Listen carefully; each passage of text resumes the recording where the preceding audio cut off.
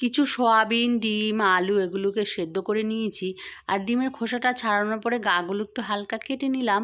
তারপরে কড়াইতে তেল বসিয়ে ওর মধ্যে লবণ দেওয়ার পরে দিয়ে দিলাম ডিমগুলো, পরিমাণ মতো হলুদ দিয়ে ডিমগুলো বেশ লালচে করে এগুলোকে ভেজে নিলাম। ভাজা হয়ে গেছে, এগুলোকে আমি এক এক করে তুলে নিলাম। ওই তেলের মধ্যে আলু আর সয়াবিনগুলো দিয়ে দিলাম, দিয়ে ওর মধ্যে বেশ খানিকক্ষণ একটু নাড়াচাড়া করার পর পরিমাণ মতো হলুদ আর লবণ দেবো। দিয়ে এগুলো ভাজা হতে হতে একটা মশলা করে নেবো। হচ্ছে মিক্সির জারে দিয়ে দিলাম টমেটো, কাঁচা পাকা লঙ্কা, পেঁয়াজ, আদা আর রসুন একসাথে বেটে নেবো। বাটা হয়ে গেছে আর ওইগুলো ভাজা হয়ে গেছে, তুলে নিলাম। কড়াইতে তেলের মধ্যে জিরে, তেজপাতা, শুকনো লঙ্কা, গোটা গরম মশলা ফোড়ন দিলাম। ফোড়নটা হয়ে যাওয়ার পরে যে মশলাটা আমি রেডি করে রেখেছি সেটা দিয়ে দিলাম। দিয়ে মশলা ভালো করে কষাতে হবে।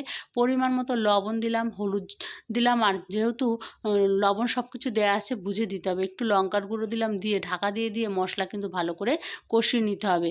মশলা থেকে যখন তেল ছেড়ে যাবে তখন যে সমস্ত কিছু ভেজে রেখেছি ওগুলোকে দিয়ে দিলাম। দিয়ে এগুলো ঢাকা দিয়ে এগুলো আবার মশলার সাথে কষিয়ে নেবো। কষা হয়ে গেলে তারপরে একটু মশলা বাটি ধোয়া জল দেবো। দিয়ে আবারও ঢাকা দিয়ে এগুলোকে কষিয়ে নিতে হবে। একদম তেল ছেড়ে যাওয়া পর্যন্ত অপেক্ষা করতে হবে। তারপরে দেখো পাশে জল গরম করে রেখেছি, অল্প করে একটু জল দেবো যেহেতু কষা কষা করব। আর দিয়ে দেবো গরম মশলার গুঁড়ো। ভালো লাগলে একটা লাইক আর শেয়ার করো বন্ধুরা।